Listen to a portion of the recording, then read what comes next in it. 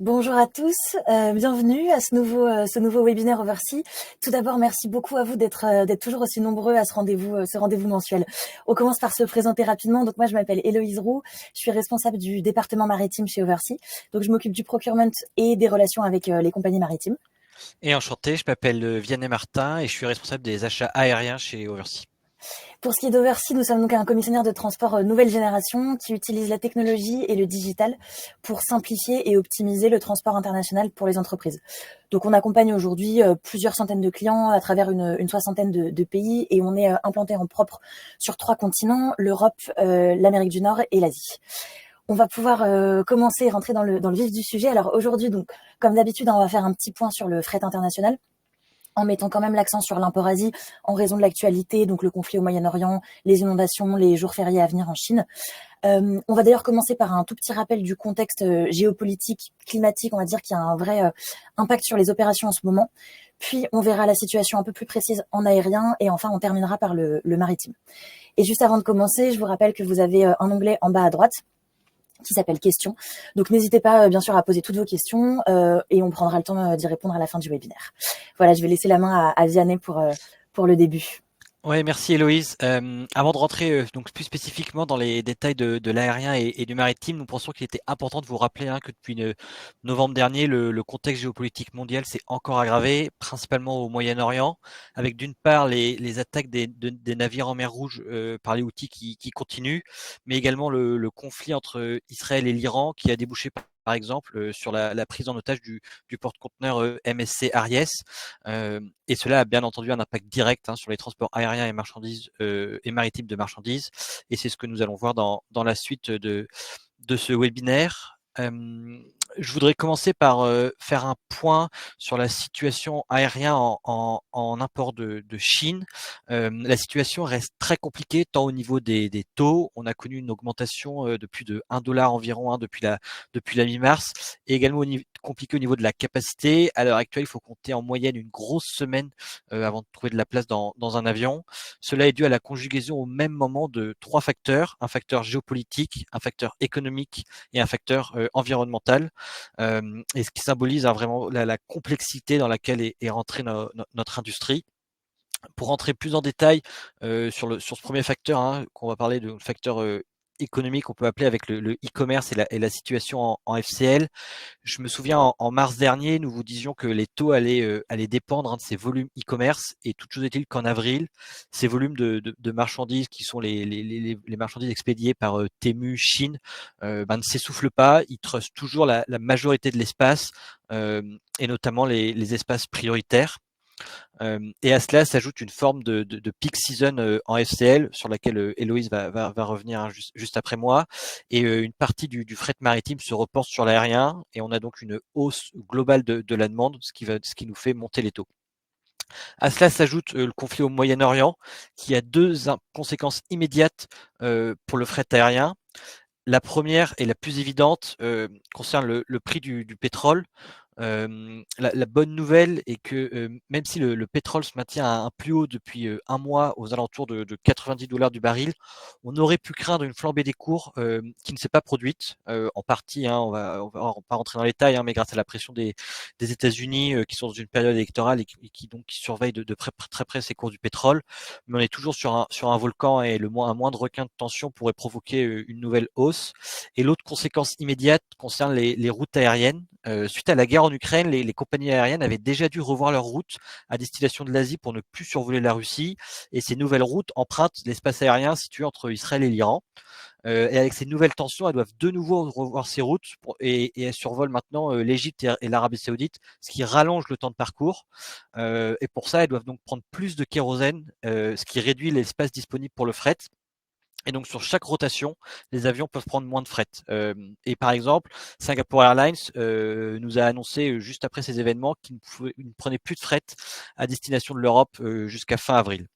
À noter également que les compagnies chinoises ne sont pas concernées par ces reroutings, car elles peuvent toujours survoler la Russie, et donc ça peut être une bonne alternative pour vous à avoir en tête. enfin, le dernier point concerne on va appeler ça catastrophe climatique, c'est-à-dire le risque climatique est venu se rajouter à cette situation déjà complexe. La semaine dernière, Dubaï, qui est l'un des hubs aériens les plus importants au monde, a été frappé par des pluies diluviennes. L'aéroport a été fermé pendant une journée entière et Emirates a pris plus d'une semaine pour voir ses activités revenir à la normale.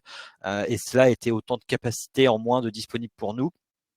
Et la Chine connaît en ce moment des inondations records, comme on en voit une fois par siècle, dans la région du Guangdong. Hein, donc c'est toute la région du delta des Pernes autour de Shenzhen, Canton, qui est la région la manufacturière la plus riche de Chine.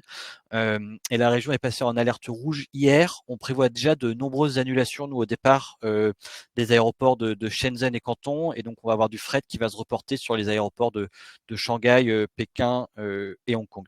Donc vraiment suivre de près, et même vous également avec vos fournisseurs, la situation sur place.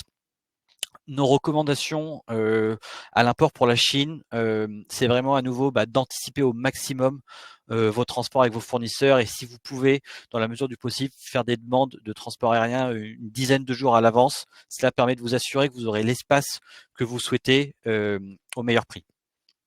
Donc voilà, ça c'était pour la situation en Chine. On peut faire un point assez rapide maintenant sur la situation en Inde, où là c'est plutôt une bonne nouvelle, c'est-à-dire qu'on commence à voir le bout du tunnel, parce que les taux se stabilisent désormais. On n'a plus d'augmentation tous les 2-3 jours comme on a pu connaître depuis février dernier. Cependant, la congestion, quant à elle, devrait se maintenir jusqu'à fin mai, ce qui correspond à la fin de la haute saison pour les expéditions de vêtements. Et les compagnies aériennes ont bon espoir de pouvoir réduire leur backlog à partir de cette date. Je vais terminer en faisant un point sur la période des Jeux Olympiques. Nous ne prévoyons pas de complexité majeure, nous, en ce qui concerne le fret aérien. Il devrait même y avoir un peu plus d'espace en soute, compte tenu de l'augmentation du trafic. Et concernant la partie routière, cela pourra prendre un peu plus de temps, effectivement, pour rejoindre ou repartir de CDG, mais pas de quoi perturber les opérations. Je vais maintenant laisser la parole à Héloïse pour aborder le sujet du FCL. Merci beaucoup Vianney. Et oui, donc on va passer à la partie maritime avec en 2 mots un marché qui est très très dynamique. Si vous avez une seule chose à retenir, c'est que on vit un nouveau, on va dire, mini épisode mer Rouge. Donc si on rentre un petit peu dans le détail et si on rappelle un petit peu le contexte, après le pic qu'on a eu en janvier, pré-Nouvel An chinois, on avait 2 scénarios possibles. Soit la pression allait baisser rapidement et les taux aussi, soit la demande allait se maintenir et les taux allaient se maintenir relativement hauts. Aujourd'hui, force est de constater qu'on est clairement dans le deuxième scénario. On a 3 éléments de contexte majeurs qui sont à prendre en compte. Alors, Vianney les a évoqués en introduction, donc on va passer rapidement dessus. Mais premièrement, les événements géopolitiques et climatiques, donc la résurgence du conflit au Moyen-Orient avec les grosses incertitudes qui pèsent sur le détroit d'Ormuz et sur le port de Jebel Ali, mais aussi les inondations dans la région de Shenzhen en Chine ont des vrais impacts sur les opérations. On a par ailleurs, et c'est le deuxième élément, une forte hausse de la demande. Donc les premiers chiffres là sont sortis et on a eu une hausse de 10 à 15% des volumes entre Q1 2023 et Q1 2024. Et ça va clairement se maintenir sur Q2, voire Q3. Certaines compagnies nous rapportent que les volumes qu'elles voient dans leurs navires sont quasiment 2 fois supérieurs à ce qu'elles avaient forecasté. Alors ce qui explique cette hausse de la demande, c'est d'une part certaines industries en particulier qui performent assez bien, et d'autre part le cargo de Noël qui arrive cette année avec 1 mois d'avance en raison de l'allongement des transit times. Et le troisième élément, c'est qu'en toile de fond, on a toujours certains éléments dont on parle depuis plusieurs mois mais qui se poursuivent, qui sont pas nouveaux et qui perturbent toujours le marché. La route via le Cap de Bonne-Espérance qui vient allonger les transit times, les compagnies maritimes qui jouent le jeu de la capacité en mettant en place des blank sailings, et une demande qui part un petit peu à la hausse à l'approche de jours fériés en Chine. Donc là, on a la période du 1er au 5 mai qui va être férié en Chine. Alors, ce contexte général, il a bien sûr des conséquences sur la capacité et sur les taux. La capacité, elle est de nouveau en forte tension. On n'est pas tout à fait au niveau de janvier, mais on s'en rapproche fortement. Donc, en termes très concrets, avec des taux et une compagnie maritime premium, on peut aujourd'hui accéder à la capacité sous 2 à 3 semaines, mais avec des taux un peu moins chers, il faut compter 4 à 5 semaines. Si vous êtes bloqué sur une compagnie maritime, par exemple, les premiers départs possibles aujourd'hui, c'est début juin. Alors, ce qu'on nous demande souvent, c'est quelle compagnie maritime privilégier, quelles compagnies maritimes sont les compagnies premium. La réponse, elle va bien sûr beaucoup varier d'un transitaire à l'autre, mais nous, en tout cas, ce qu'on constate, c'est que en ce moment et aujourd'hui, MSC est une vraie compagnie maritime premium qui a beaucoup de capacité et donc qui peut proposer des départs assez rapides. Bon, d'ailleurs, c'est pas un hasard, mais c'est une des compagnies les plus chères aussi en ce moment. Et que à l'inverse, l'alliance The Alliance, donc APAG, H&M, OneLine par exemple, sont des compagnies qui proposent des taux un peu plus bas, un peu plus low cost, mais aujourd'hui avec des premiers départs possibles plutôt fin mai, voire début juin. Le cas particulier de CMA CGM, qui d'habitude est plutôt quand même une compagnie premium, c'est qu'en ce moment, ils sont très très pleins. Ils ont mis en place beaucoup de blank selling au mois de mai et ils souffrent de pénurie d'équipement. Et donc, c'est vrai qu'en ce moment, CMA CGM est un peu moins considéré comme premium. Si vous voulez un départ rapide, nous, ce qu'on vous conseille, c'est vraiment de privilégier MSC en ce moment. Il faut juste bien garder en tête que CMA CGM et plus généralement Ocean Alliance est plus rapide sur le Havre, pas sur les autres pays, mais j'imagine que ce qui nous intéresse ici, c'est plutôt les ports français. Donc, les transit times qu'on mesure depuis quelques semaines, c'est en moyenne 40 à 42 jours chez CMA, contre plutôt 50 à 52 chez les autres alliances, donc MSC Alliance. Donc ça, c'est aussi à garder en tête, peut-être qu'on aura un premier départ un peu plus lointain, mais un transit time un peu plus court chez CMA CGM. Les conséquences sur les taux, ils sont sans surprise en nette augmentation en début mai avec, j'ai vu c'est la 3e ou 4e GRI, donc augmentation de taux depuis le début 2024. Début mai, les taux vont augmenter d'environ $1000, donc c'est assez simple sur le nord et sur le sud. On va avoir des taux aux environs des $4500 sur le nord et au-delà des $5000 sur le sud, donc 5200, $5300 environ. Ce sont des estimations qui peuvent encore bouger. Mais en tout cas, c'est les premières estimations qu'on a début mai. Si on termine comme d'habitude par quelques recommandations, en ce qui concerne l'opérationnel, donc ça je vous l'ai dit, si vous souhaitez accéder à la capacité rapidement, il faut vraiment privilégier le spot et les taux premium. Il faut aussi garder en tête que les options très très premium qu'on voit d'habitude, donc les Diamond Tier MSC ou la Sea Priority Go de chez CMA CGM, sont des options qui n'ont pas encore été déclenchées par les compagnies maritimes. Donc ça veut bien dire aussi qu'on n'est pas dans une situation aussi critique qu'en janvier, mais ça pourrait vite arriver. Donc dès lors que ces options-là seront remises en place, il faut pas non plus hésiter à s'en servir pour avoir des départs rapides. Si vous êtes pressé, on vous conseille donc d'être flexible sur le tarif et sur la compagnie. Et en dernier recours, c'est-à-dire que si vous êtes encore plus pressé, le rail, le ferroviaire reste une très bonne option en import Chine. Alors en ce moment, concernant le rail, les routes vers l'Allemagne sont relativement pleines. Mais il reste encore un petit peu de capacité pour Liège. Donc ça, c'est une bonne nouvelle pour les importateurs français puisque Liège en Belgique est plutôt la gare naturelle. Donc la capacité est encore disponible sur mai. On a aussi une petite augmentation en ferroviaire, mais moins importante qu'en maritime. Donc on est sur une augmentation de prix d'entre 5 à 10%, ce qui paraît pas énorme comme ça, mais en fait les taux de fret en ferroviaire ne sont jamais vraiment redescendus depuis le Nouvel An chinois et ils avoisinent toujours les $10 000. Donc voilà pour nos recommandations opérationnelles. Pour ce qui est de la partie tarifaire, alors si on doit se prononcer sur l'évolution des taux après la première quinzaine de mai, c'est très très difficile aujourd'hui puisque le marché est vraiment flottant. Mais si vraiment on doit se prononcer, mon estimation, vous pourrez peut-être me contredire d'ici 2 semaines, mais pour l'instant on estime que les taux vont soit se maintenir, soit encore augmenter légèrement sur la deuxième quinzaine de mai. Donc ce qu'on vous conseille, c'est vraiment pas d'attendre la deuxième quinzaine de mai pour vos imports urgents en se disant les taux vont peut-être baisser. Aujourd'hui les navires sont vraiment pleins et on a quand même un risque que les taux se maintiennent ou augmentent. Donc partez le plus vite possible si vous pouvez partir.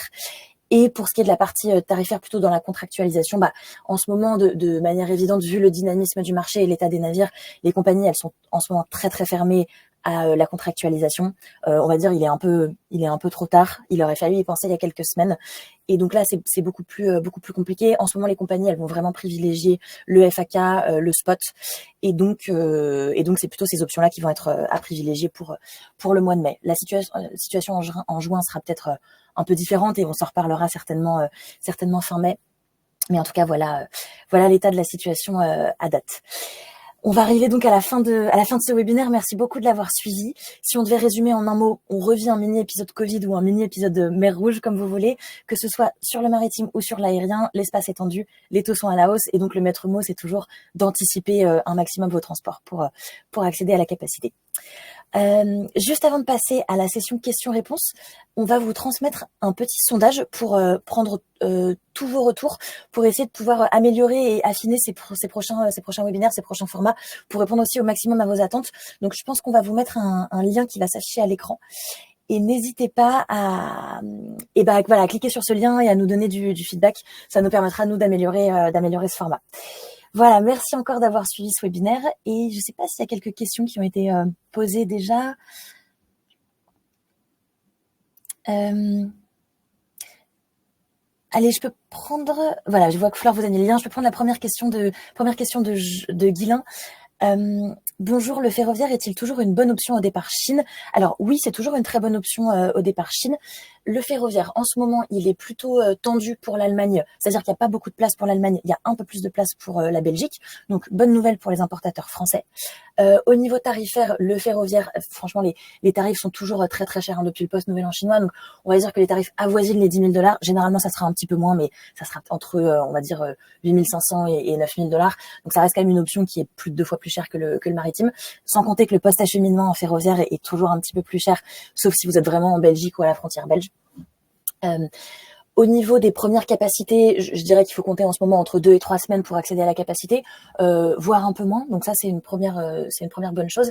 Et deuxièmement, au niveau du transit time, il faut savoir qu'en ferroviaire, le transit time théorique est entre 18 et 22 jours. En ce moment, nous, ce qu'on constate, c'est plutôt du 26-28 jours parce qu'il y a pas mal de congestion aux frontières et notamment à la frontière entre la Chine la Chine et le Kazakhstan. Voilà. Mais pour résumer, c'est une très bonne solution si vous souhaitez un départ et une arrivée rapide. Par contre, il va falloir anticiper des taux beaucoup plus chers qu'en maritime.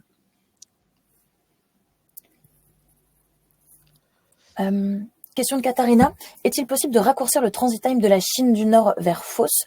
Alors, raccourcir le transit time, ça dépend un petit peu par rapport à votre option actuelle. Vous pouvez toujours, alors ce qu'on disait juste avant, opter pour du ferroviaire. Ça, c'est sûr que vous allez avoir des transit times vraiment raccourcis. Et les compagnies maritimes, les différentes alliances, elles ont un transit time qui, on va dire, relativement similaire sur Fos. À l'inverse du Nord Europe où CMA-CGM ou Ocean Alliance est un peu plus court. Sur Fos, tout le monde a un transit time à peu près équivalent, entre 45 et 50 jours, c'est une estimation. Et la raison pour laquelle ces transit times se maintiennent assez hauts, c'est que le port de Fos et tous les ports de la Méditerranée, de manière un peu plus générale, a été beaucoup plus impacté par le contournement du canal de Suez que les ports du Nord, puisque géographiquement, maintenant pour rentrer en Méditerranée, il faut non seulement contourner l'Afrique, mais également rentrer par le détroit de Gibraltar. Et donc ça, c'est forcément venu rajouter, on va dire, une bonne dizaine, voire quinzaine de jours au transit time habituel. Et aujourd'hui en maritime, pour être un peu plus bref et répondre à votre question, c'est pas forcément possible de réduire le transit time jusqu'à Fos en changeant d'alliance ou de compagnie maritime. Par contre, ce qu'on est en train de conseiller de plus en plus, c'est d'utiliser le Havre comme port. Alors, si vos entrepôts de livraison sont situés vraiment en la région de Marseille, ça va vraiment être beaucoup plus cher en post-acheminement.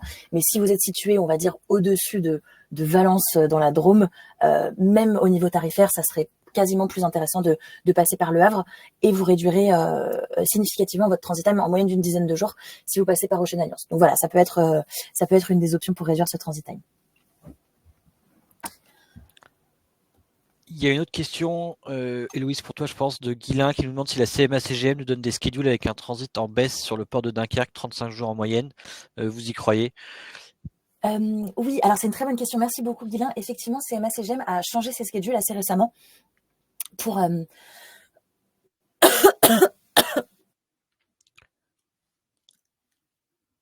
Pardon, je suis en train de m'étrangler. Bon, alors pardon, Guilain, pour répondre à votre question, CMA-CGM effectivement a changé ses schedules pour avoir un transit time un peu plus, donc pour essayer de réduire son transit time par rapport aux plus 15 jours annoncés. Et effectivement, ils ont remodelé complètement les POL et les POD qui sont touchés.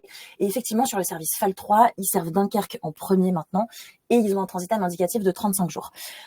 Aujourd'hui, ce qu'on constate, nous, c'est quand même plutôt une quarantaine de jours. Mais ça va être en baisse par rapport à ce que vous avez connu en janvier, en février et en mars. Mais 35 jours, ça me paraît encore très, très ambitieux puisque 35 jours, c'était quasiment le transit time qu'on avait avant le contournement de la mer Rouge. Donc, moi, je dirais quand même plutôt de compter une quarantaine de jours. Et voilà, ça dépend bien sûr de votre POL. Hein. Donc, plutôt compter pas une quarantaine de jours, plus 5 jours par rapport au transit time qui est indiqué par CMA-CGM. Une question de Ah, moi, pardon. je peux prendre la question de Karine qui demande quelle est la situation en aérien France-Chine. Alors, contrairement au sens Chine-France, la situation est très bonne, hein. On n'a pas trop de difficultés voire même pas du tout de difficultés pour trouver de l'espace, que ce soit sur des vols indirects ou bien même des vols en direct depuis CDG ou sinon depuis Liège. Aujourd'hui, vous avez dû le voir, il y a une grève sur Roissy-Charles de Gaulle qui est finalement heureusement moins suivie qu'anticipé, car ils ont réussi à trouver un accord. Donc pareil, ça ne devrait pas avoir un impact trop fort sur la situation aérienne à l'export de France. Donc pour résumer, oui, la situation est bonne et on ne prévoit pas et elle devrait se maintenir, je veux dire, jusqu'à cet été. Euh, Alors, je vais prendre la question. Ah oui, la question de Margot à laquelle je voulais répondre tout à l'heure. Bonjour, merci beaucoup pour le webinaire. Pouvez-vous détailler le cargo de Noël, s'il vous plaît? Merci. Oui, c'est vrai. Pardon, Margot. Enfin, ce terme cargo de Noël est pas très. Enfin, on comprend bien ce que ça veut dire. En fait, généralement, on a ce qu'on appelle sur le maritime une peak season. Avant la période de Noël, c'est-à-dire que les importateurs et exportateurs souhaitent sortir leur stock, réceptionner les choses avant la période de Noël et avant le Black Friday et voilà toute cette période-là. Donc cette peak season, elle commence en général au mois de juin, juillet, des fois fin mai. Et cette année, on a vu qu'elle a commencé, et ben en fait début voire mi-avril, puisque les chargeurs anticipent le mois de retard lié au rerouting via le Cap de Bonne-Espérance. Donc voilà, c'est ce qu'on entend par le cargo de Noël. En fait, c'est la peak season qui a démarré un mois plus tôt. Voilà.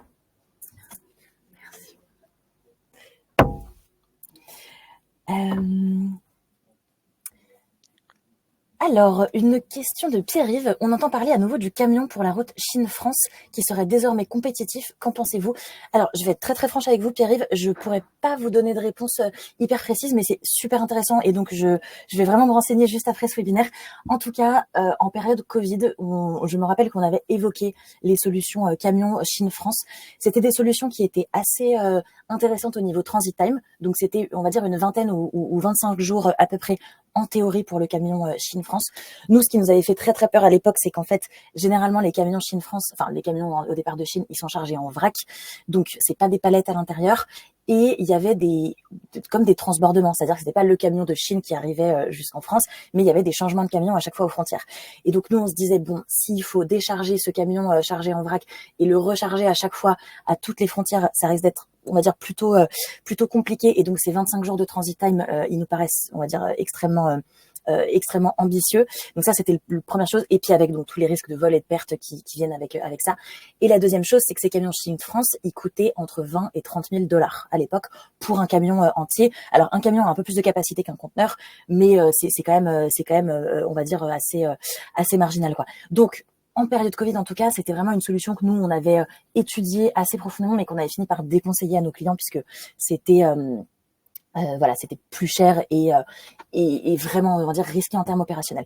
Je vous parle de ça, ça fait 2 ans. Les choses ont peut-être changé depuis, et donc je vais me renseigner sur un peu plus sur cette solution. Si jamais je vois que c'est intéressant, j'hésiterai pas à vous recontacter par mail et puis à en proposer cette solution à nos clients.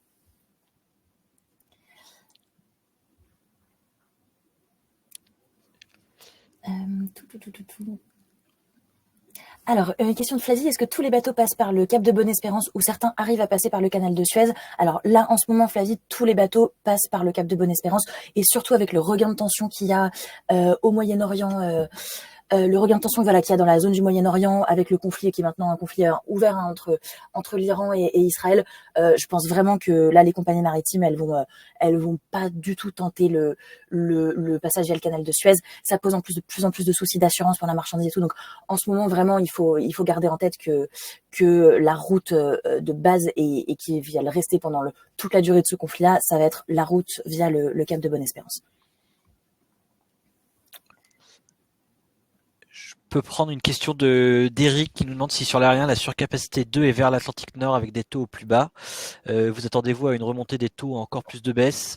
Très bonne question. Effectivement, là on rentre dans une période de très forte capacité sur ces DAX qui suit en fait la saison été et donc l'augmentation des fréquences pour répondre aux besoins des passagers touristiques pour le tourisme principalement. nous, et par habitude de ce qu'on voit sur cette période, c'est que les taux devraient garder cette tendance, se stabiliser ou bien être à la baisse encore jusqu'à à peu près juillet-août, et pour recommencer à remonter à partir de septembre. Bien sûr, ça c'est sous réserve de qu'il n'y ait pas d'éléments perturbateurs. Par exemple, une grève, si la grève avait été très très suivie aujourd'hui et elle aurait été renouvelée à nouveau sur, par exemple, sur des ponts de mai, là, ça aurait pu gripper la machine, et donc ça peut entraîner à nouveau des taux de fret, mais la tendance générale est toujours orientée à la baisse, oui. Je prends une question de Bruno, pardon, que j'avais pas vue, mais qui a été très très votée. Comment est l'engorgement au port du Havre aujourd'hui? Accumulation de retard.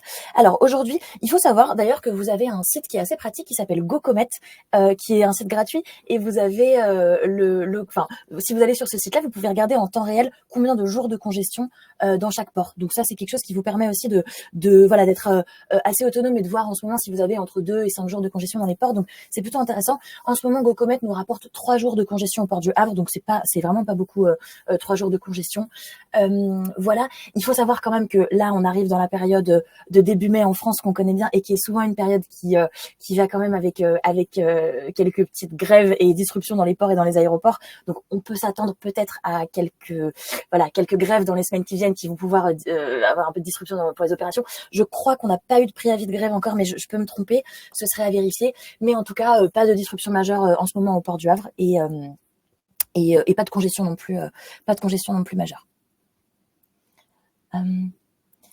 Alors, une question de Marine. Bonjour, actuellement, quelles compagnies maritimes sont les plus fiables en termes de transit time annoncé versus transit time réel? Ça dépend un peu, parce que c'est vrai que les compagnies maritimes, en fait, ça dépend ce que vous appelez par transit time annoncé. Est-ce que c'est le transit time que vous allez voir sur le site de la compagnie maritime, ou est-ce que c'est le transit time qui est annoncé par votre transitaire quand il vous choisit une compagnie maritime? Les compagnies maritimes sur leur site, elles sont généralement pas très très fiables, je trouve, sachant que MSC est relativement fiable, mais ils annoncent toujours des transit times très très longs sur leur site, donc bah forcément vous avez toujours des bonnes surprises, mais ils annoncent parfois des transit times à 55-60 jours en import-Asie, bon, voilà. Et CMA CGM, nous ce qu'on constate, c'est qu'à l'inverse, ils sont souvent un peu plus optimistes sur leur site. Donc Guilain par exemple tout à l'heure parlait de 35 jours sur du Dunkerque, alors que souvent on constate un peu plus. Donc moi ce que je vous conseille, Marine, c'est plutôt de vous fier au transit time que votre transitaire va vous donner, puisque nous en tant que transitaire, on ne se contente pas de prendre l'information de la compagnie et de vous la donner. On joue sur la data qu'on a, et sur les transit times qu'on a constatés dans le passé, et on essaie de vous donner un transit time qui est un peu plus fiable. Donc voilà, aujourd'hui, c'est ce que je vous disais, Ocean Alliance est plutôt, alors en grosse moyenne, en 40-45 jours en import-Asie, alors que les autres compagnies sont plutôt entre 50 et 55 jours.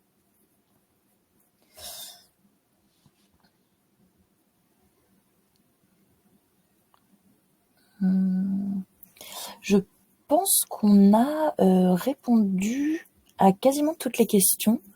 Ouais.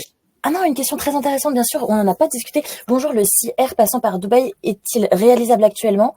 J'ai entendu dire que le port est congestionné, cela les contraint à restreindre ce service. Alors, je vais commencer par répondre sur une partie maritime, mais Vianney, vu qu'il y a une partie aérienne aussi là-dedans, je pense que je te laisserai prendre la deuxième partie de la question. Mais effectivement, ce service CR, on en parlait beaucoup comme alternative au maritime, puisque c'était un service avec un transit time, si je me trompe pas, entre 20 et 25 jours. Donc, avec une partie, en disant que le transbordement se faisait au port de Dubaï. Pour le maritime en ce moment, avec ce qui se passe dans le détroit d'Ormuz, c'est assez compliqué de se projeter sur le long terme sur le port de Djebel Ali. Donc aujourd'hui, nous, c'est vraiment pas une solution qu'on conseillerait. Et je crois savoir que sur l'aérien, c'est assez compliqué aussi en ce moment, cet aéroport-là. Ouais, justement, suite aux inondations qu'ils ont connues la semaine dernière, ils ont quand même eu un gros backlog, ce qui a entraîné une hausse des taux, et ce qui a grévé donc à la baisse aussi de la compétitivité de ce service, parce que comme le taux de fret entre Dubaï et l'Europe a augmenté, l'avantage est quand même plus faible maintenant qu'il n'était il y a un mois. Donc voilà, attendons de voir comment la situation en aérien, si elle se normalise, et pareil si et pour le maritime, et c'est un service qu'on pourrait reproposer, je pense, peut-être d'ici un mois, 2 mois, si on voit que la situation s'est améliorée. Voilà, ouais, donc pour résumer, c'est pas une solution qu'on conseille. En ce moment, si vous souhaitez une alternative au maritime et que vous êtes prêt à payer un peu plus cher, on vous conseille vraiment le ferroviaire, qui sera quand même beaucoup plus fiable, on va dire, que l'alternative CR. Je regarde si on prend peut-être une Dernière question, oui. Ouais. Ah, il y a une question quand même sur le fret transatlantique. C'est vrai qu'on a vraiment concentré ce webinaire sur l'import-Asie, hein, en raison de l'actualité brûlante, mais effectivement, on peut quand même faire une petite mention du transatlantique. Quelle est la situation à Baltimore suite à l'incident avec le porte-conteneur? Des retards sont-ils à prévoir à New York? Donc effectivement, je vois que Louis a répondu. Le port de Baltimore commence à se dégager un petit peu. Il y a quand même quelques bateaux qui vont pouvoir, on espère, dans les prochaines semaines ou dans les prochains mois, retoucher le port de Baltimore. Mais en attendant, ce sont les ports de New York et les ports de Norfolk qui sont, enfin principalement d'ailleurs, hein, le port de New York, qui sont les ports de report, quoi. On constate pas de congestion majeure en ce moment à New York, ni à Baltimore d'ailleurs, à Norfolk d'ailleurs. Donc on craignait un petit peu la congestion possible dans ces ports-là. Finalement, on la constate pas vraiment. Donc ça, c'est plutôt une bonne nouvelle. Et pour l'état général du fret transatlantique, alors il faut savoir que Q2 généralement c'est un gros quarter pour le transat, généralement avant les vacances d'été. Donc on peut s'attendre à des petites augmentations de taux et une petite tension sur le transat, mais en ce moment c'est pas réel. Enfin, on constate pas de difficultés majeures. On a de la capacité sur grosso modo tous les navires. On n'a pas de surcharge premium qui ont nécessairement été mises en place récemment. Donc c'est plutôt un trade qui fonctionne bien en ce moment, le transatlantique, et qui fonctionne, on va dire, bien mieux que l'import-Asie. Voilà. On va peut-être, je sais pas si soit Vianney a une dernière question. Non, j'ai pas de dernière question. Je pense que je vois qu'il est déjà l'heure qu'on s'était fixé pour ce webinaire. Je pense qu'on va pouvoir s'arrêter là. Merci beaucoup d'être toujours aussi nombreux à suivre nos webinaires. J'espère que ça vous a été utile pour la gestion de vos transports. Et puis je vous donne rendez-vous pour le prochain webinaire. Merci, au revoir. Merci beaucoup, au revoir.